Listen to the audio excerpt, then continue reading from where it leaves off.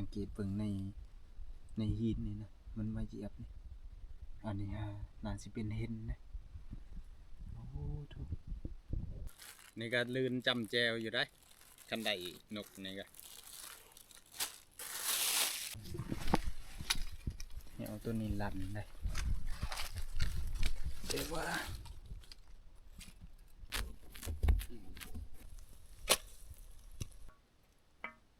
สุกเลย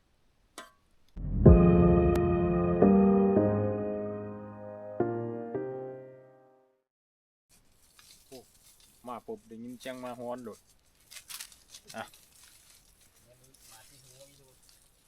สบายดีทุกคนยินดีต้อนรับเข้าสู่ช่องบ่าวไก่บ้านนานะวันนี้เขาก็เดินทางมาอยู่ในป่านี่ละวันนี้เดินทางเข้าป่านะมา2 คนทุกคนมา2 คนกับพันแนดเป็นมีหลายคนว่าอัปเดตเรื่องไม้ฟังแน่มาตัวนะฮะฮอดเจ้าของแล้วมาหอดเจ้าของเลยเนาะพอดีพันแนดเป็นคนเอาเมื่อทุกคนมือนะฮะพอดีมันมาตอน2 โมงตอน2 โมงเลยเฮาลุกไปเกิดเข้ามันแล้วเลยก็เลยพูดไว้เลยอย่ามันไปมันก็บ่ไปได้มันเจ็บแห้งแล้วมันเลาะไปเจ็บแห้งก็เลยแจ้งแล้วก็เลยเอาเสื้อกระชอกเอากลับเลยมือนะเอากลับกะหอดเจ้าของเป็นเรียบร้อยเนาะหอดแล้วปลอดภัยแล้วแหละปลอดภัยแล้วก็ถือว่าปลอดภัยนะทุกคนพอดีมือนะฮะเขาเอามาเกลือแล้วแหละที่นี่แหละมันนอนอยู่นี่แหละไกลๆกองไฟนี่แล้วไปแล้วจักไปใส่บ่เห็นทุกคนนะก็สิแม่นไปหาเลาะหาเจ้าของแล้วก็ตอนดึกๆนะพอดีพันแอดเพิ่นมารอบดึกมันมาอยู่นี่บ่มันมากินกระดูกกินปูปลาเลยลูกคือเข้าแสดงว่ามันจืออยู่มันจืออยู่บอลอยู่นะอยู่แห้งมันจ่อยจอยแห้งเลยมาเมื่อน่ะก็เกลือเป็นอาทิตย์มันแบบเหี่ยวนะแม่นละแต่ว่ามันกัดขาดเฉยเนาะเหี่ยวมันมืดเลยฝั่งนี้เหี่ยวหักเบิดเลยกินเข้ากันเนี่ยสังเกตมันจังได้ก็ตามทุกคนรอบนี้เดินทางมา2 คนนะทีมงานเฮากะจักไปซะหมดล่ะคือเก่าเนาะการจังได้ก็ตาม2 คนกะขอให้มานมาก็สิได้ย่ำแหวแล้วก็เฮามีแหวมาใส่เพิ่มอีกหาล้างเนาะเดี๋ยวพุ่นแหละเลาะขึ้นไปใส่อยู่โซนนั่นนะพวกตามมันนะ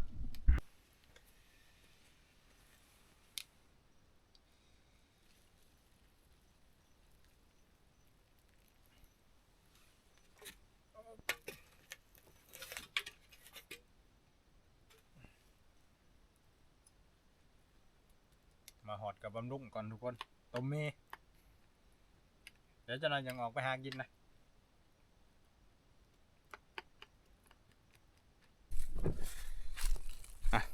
เดี๋ยวบัดนี้ก็ออกไปหาอยู่หากินทุกคนนะต้นไก่สีคำเลยมื้อนี้ถือโคมถือยังไปเลยเดี๋ยวจักสิเป็นอะไรเดี๋ยวมื้อนี้เอาว่าสิไปหาจอบยิงพวกนูวายยังเลยทุกคนถ้าเกิดว่ามันบ่ล่มนะออกไปเลยครับยาวเลยเดี๋ยวติดตามรับชมไปทำกัน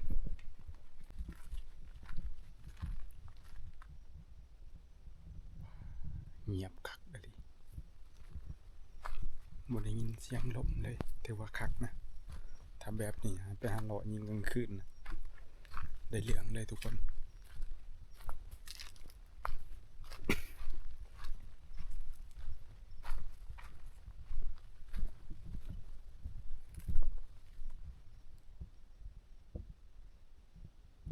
เดี๋ยวมื้อนี้เอาสิเลาะลงไปใส่โกกระบอกอยู่ลุมนี่นะได้สิจอบยิงนูวายเลย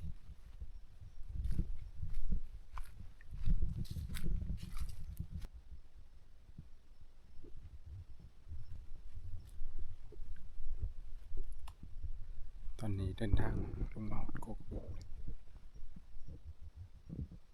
แต่ว่าเงียบคักเลยบ่ได้ยินเสียง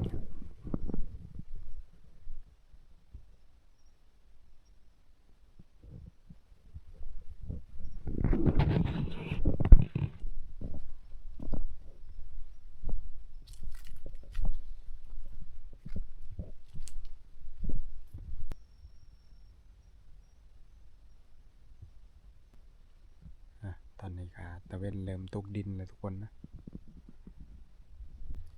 นี่ก็เริ่มมืดเลยเดี๋ยวเฮานั่งอยู่นี่ก่อนซ้ำๆมันมืดนะแล้วเฮาจังหลอกเพราะว่ากกนี่ฮะมันน่าสิเข้าอยู่พวกนูวายนะเอาตอนนี้ก็เดินทางมาบอนเลยทุกคนเอ้ยหนาวขนาดเลย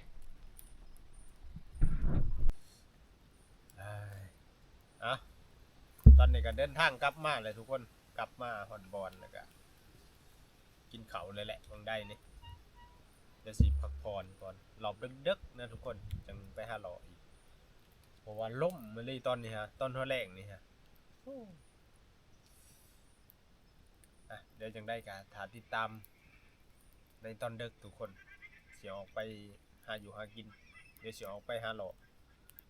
แถวโซงโกกระบกนั่นแหละเดี๋ยวจังได้กันติดตามครับส้มไปนำกันทุกคนได้เวลาตื่นแล้วชักโมงละ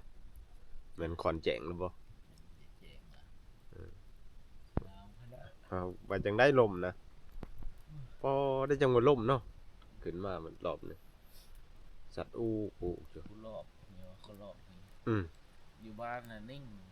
อยู่บ้านเห็นอยู่บ้านนิ่งคักนั่นแหละจังว่าจะขึ้นมานี่ฮะโอ้ยังงานว่าเงียบคักปันนี่ฮะได้มักแล้ว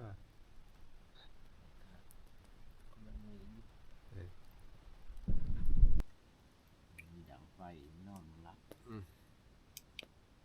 กินไฟเฮี้ยนเลยเย็นก็เย็นคักอริรอทุกคนเอ้ยเดี๋ยวจังใดกะจะหน่อยสิออกไปหาเลาะเบิ่งแจ็คนั่นแหละล่มมาเรียรอสงสัยพอแต่ล่มนี่แหละ แต่ว่ารอบเช้านี่พวกเข้าสิหากินก่อนทุกคนแต่กะช่วงประมาณรอบเที่ยงเนาะรอบเที่ยงยังออกไปหายำกับแล้วก็ใส่กับอันนี้ไว้ใส่แหวไว้นะไปยำแหวแล้วก็ใส่แหวป้าไว้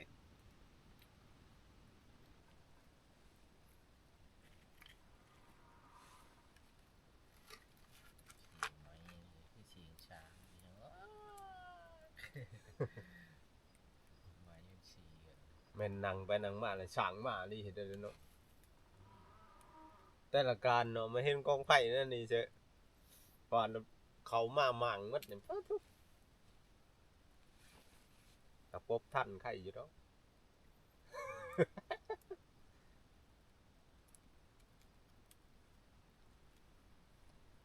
แถวเขตนี่ฮะช่างเคยลงเลยทุกคนช่างเคยลงมานะแต่ว่าเงิ้งเนาะแบบด้นอะไรมันยังลงช่วงคือว่าช่วงใบไม้อ่อนนะช่วงเขาหนาฝนเนี่ยเนาะช่วงหนาฝนวัน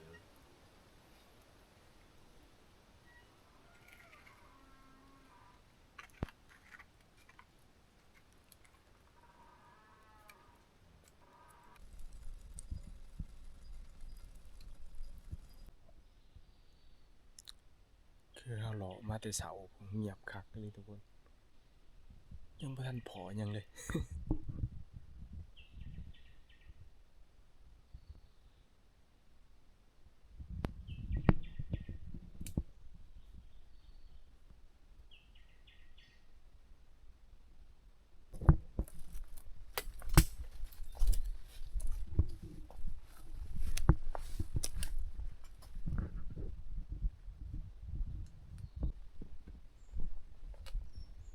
เดี๋ยวลองเลาะขึ้นไปตามสายห้องนี่เบิ่งนะทุกคนยังบ่เคยมาเส้นนี้เดี๋ยวลองเลาะไปว่ามันสิไปต่ออยู่ไส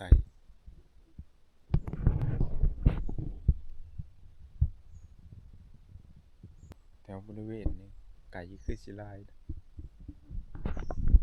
มีแต่ห้อยไก่ซะแถวๆนี้ตามเลย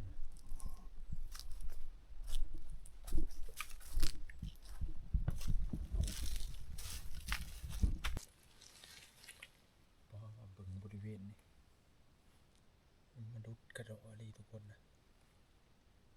ในโซนนะวางมันเมฟมันนอนเลยโอ้ทุกโหดเลยทุกคนเอ้ยเบิ่งหอยไก่ขนาดเลย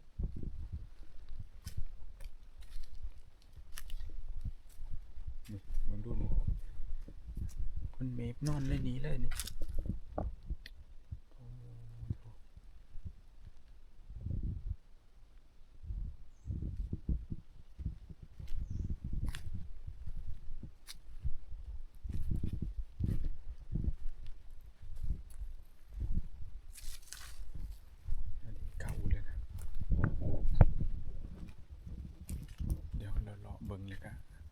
สีหาเหี่ยวมาใส่ทุกคนไปเอาเหี่ยวมาใส่นะ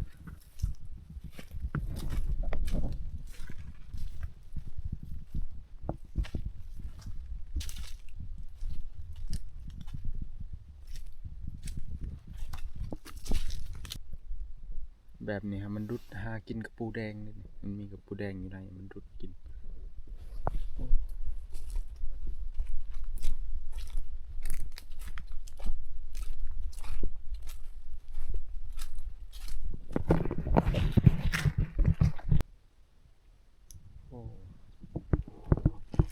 นำยังมีอยู่นะหอยมันนี่ลงในอีได้ดิ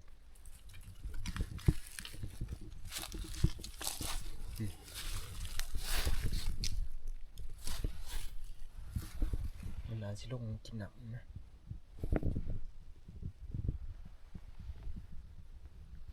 เพราะว่านำยังอยู่และแถวแคบนี่มันดุดเลยแต่บริเวณนี้ก็เป็นตาใสอยู่ทุกคนเป็นตาใสเหี่ยวนะเดี๋ยวจะเหี่ยวมาพักไว้บนในจุดหนึ่งเดี๋ยวสิเราขึ้นไปถึงกันไปเบิ่งทุกคนสังเกตเบิ่งในหินนี่นะมันมาเหยียบนี่อันนี้น่าจะเป็นเห็นนะโอ้ทุกน้ำในนี้มันยังอยู่นี่หอยนี่นะบริเวณนี้มันอยู่ทรงๆนี่จังหน่อยทุกคนนะ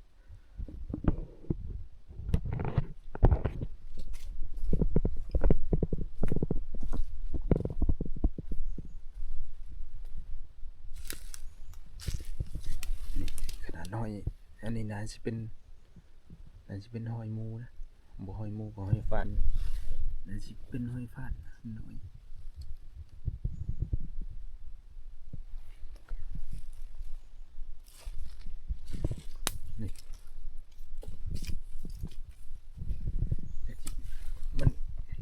เป็นตาใสเนี่ยมันรู้มีแต่หอยทางเที่ยวเลย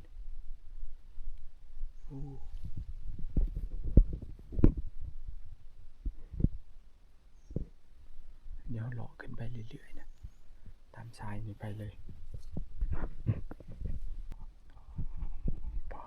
มาบริเวณนี้มันจะเป็นน้ำค่ำทุกคนนี่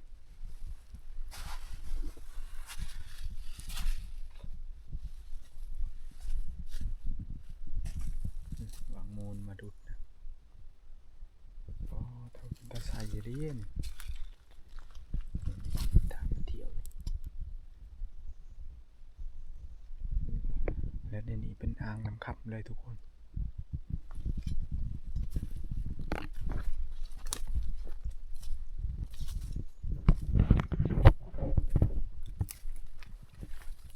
แต่ว่าอยู่นี้มันเป็นอ่างน้ำขับแล้วมันอาจจะลงมากินอยู่นี่นะนำนี่คือสินั่นแห้งขนาดเลย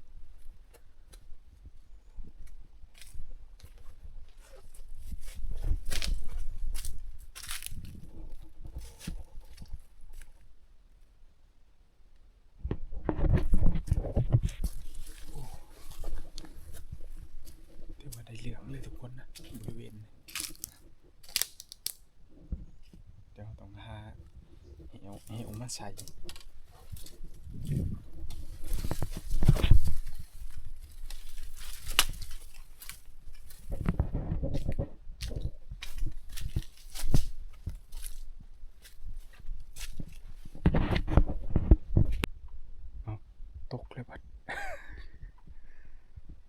เลยยังบ่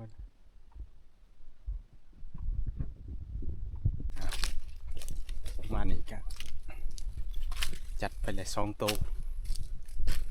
จะเป็นหยังนี่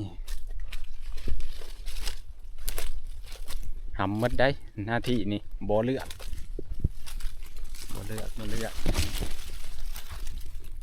ยุบนี่ไปเฮ็ดเพิ่น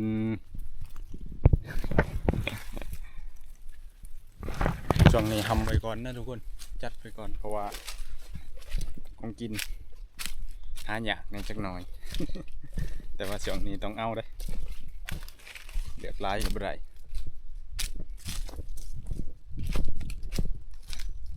นี่ก็ได้ตัวหนึ่งแล้วก็ยังอีกตัวหนึ่งพวก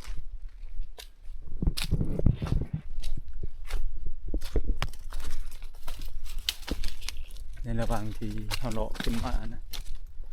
เจอยังก็เอาไว้ก่อนเลย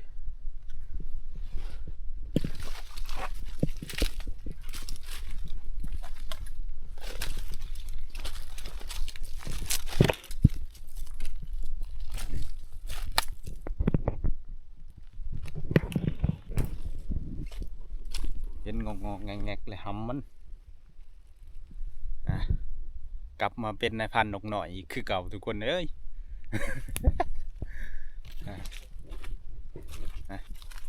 นี่ก็ได้ห่อเลาะขึ้นไปชงนี่นะจะสิเป็นอะไรเดี๋ยวเลาะขึ้นไปมันจะมีทางขึ้นไปนะทางนี้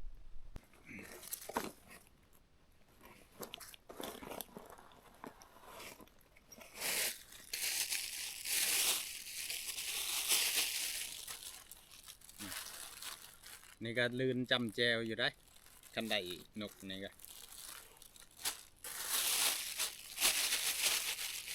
2 ตัวได้ห่อเลาะขึ้นไป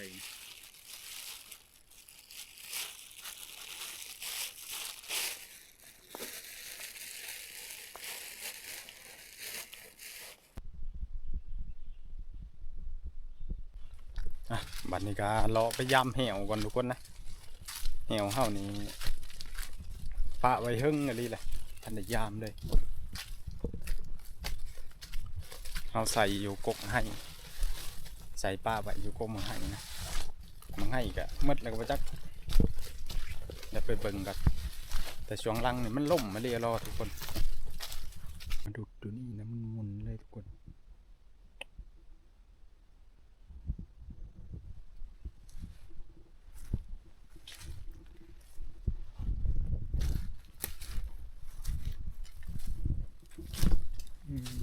ขนาดเลยนี่ถึงห้อยมู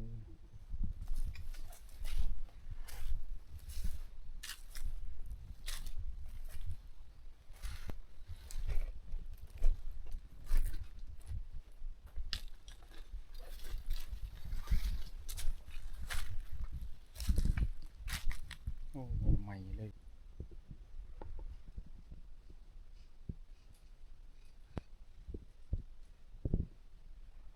นกนะเขาดีอยู่แต่ว่าสูงขนาดเลยสูงเอง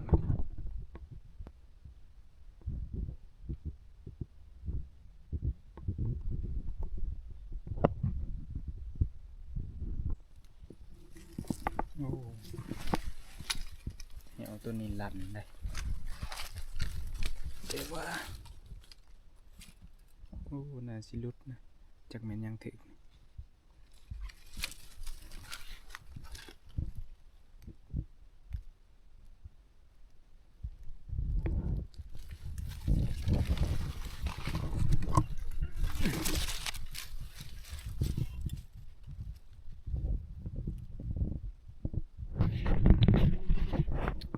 จากแม่นยังถึกทุกคน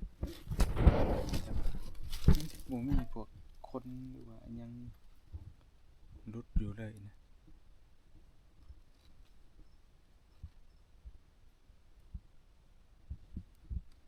ก็ได้กินเนา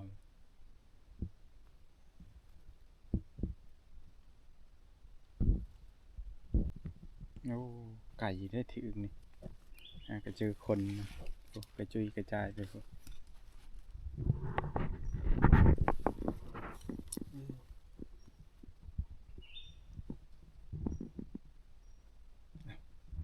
ดี๋ยวรอเบิ่งก่อนทุกคน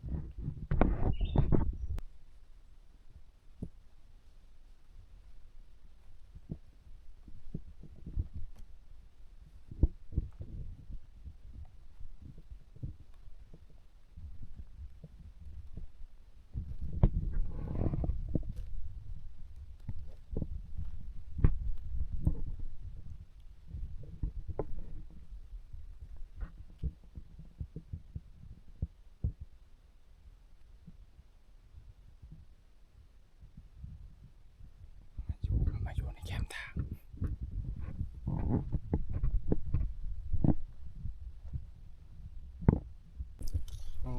เป็นไก่ควาทุกคนไก่ควาหรือว่าไก่ผ่านนั่นแหละมันอยู่เป็นหมูเลยหมูใหญ่ขนาดแบบหลายตัวนะเดี๋ยวไรเพียงสบายเลยบ่มีหยังเกิดขึ้นเอาเลย เห็นnó có chắc tàu โอ้ เลย โหโอ้ยหมดลายแล้วนี่ฮะบ่มีแนวเลยเดี๋ยวจะหน่อยสิขว้านกกันได้ทุกคนนะเห็นนกนี่แหละกินคันแม่นบ่ยิงนกมาเนี่ยโอ้โหลุบมันนี่ฮะ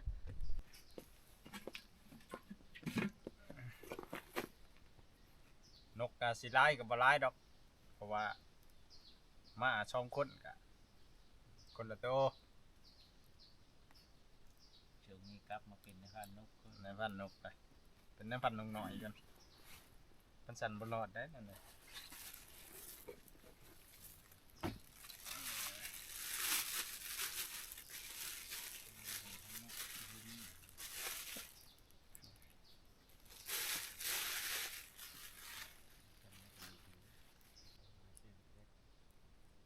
ไก่เสียถึง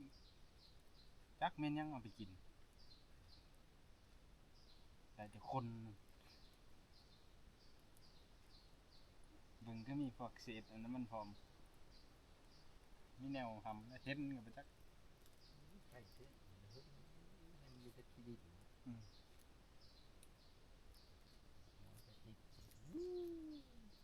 ตั้งแต่ขโมย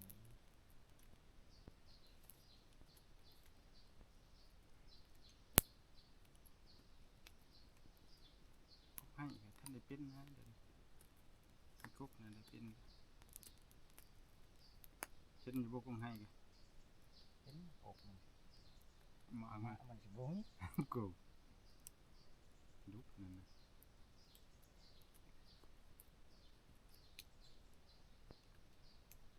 ไอ้ส้มน่ะเป็นตาหักแมนบยันลงเสียไปการช่วงน่ะเป็นตาได้ยิ่งอะไรมันทึมอยู่ทางขึ้นผู้กระแตนี่ ช่วงอันนี้นะ เอ้ย มันจะมีตุยไปเป็นตาได้ยิ่งได้ เออ มันคือสีบ่มีคนเข้าไปนี่หั่น มีตุยเข้าไปเลาะบางเว้นใช่ไหมขึ้นก็ลงก็มันทางอ้อมหมด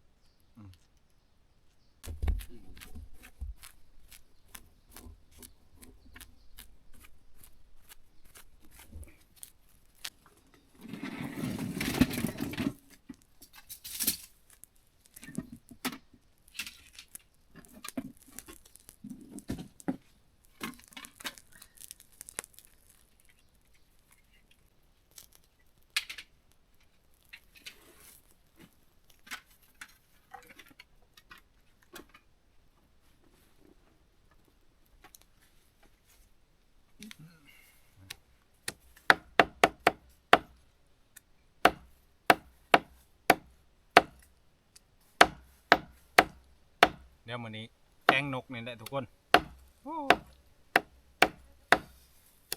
ถือว่ายังดีได้นกนี่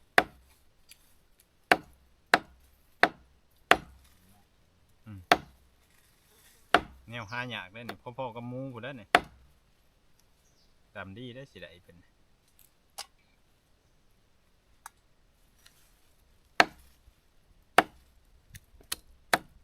อยากได้ก็อยากได้แต่ตัวใหญ่ๆ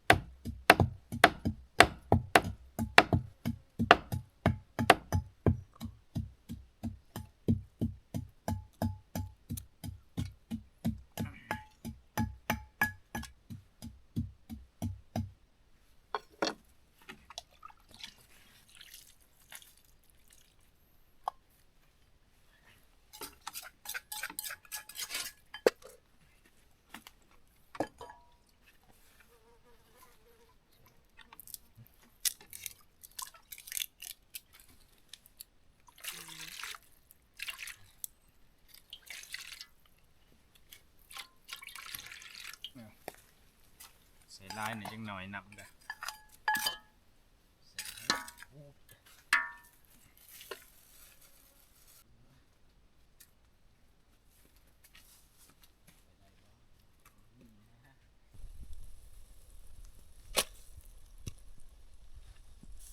สังเกตเบิ่งคือบ่เห็นเหมือนกัน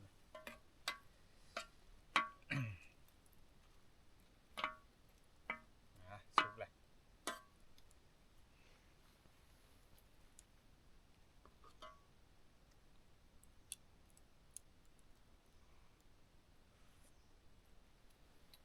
ปลาทุกเข้มข้นขนาดจนยังออกเข้ม เอาน้ำเส้นน้อยกาเป็นน้ำลาย อ๋อทุกมาได้ว่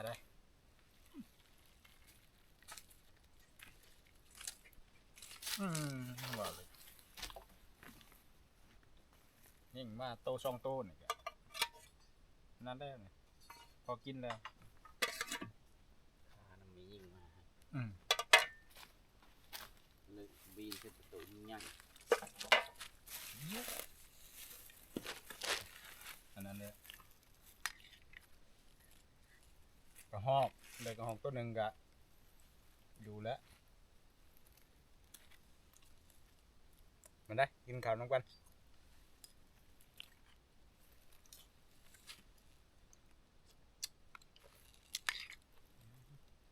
เป็นได้เข้มขนาด ไม่ไหวก็ สู้วะ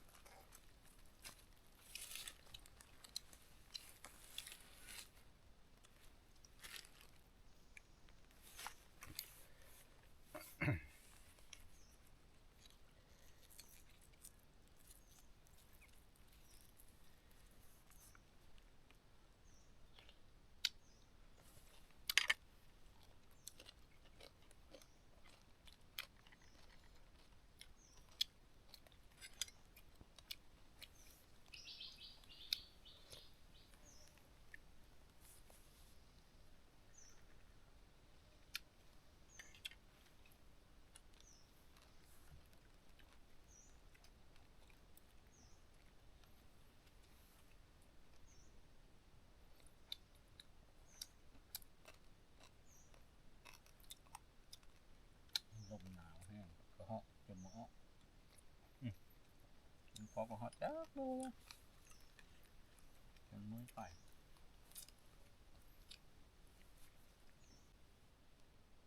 นี่ก็กินข้าวกินน้ำเรียบร้อยแล้วก็เดี๋ยวสิได้พักผ่อนเด้อทุกคนนะเดี๋ยวจังได้ก็เจอกันในคลิปวิดีโอต่อไปเด้อทุกคนว่าสิเป็นอะไรขึ้นมาป่า2 คนรอบนี้ก็จังได้ก็ฝากทุกคนติดตามตอนต่อไปทุกคนนะ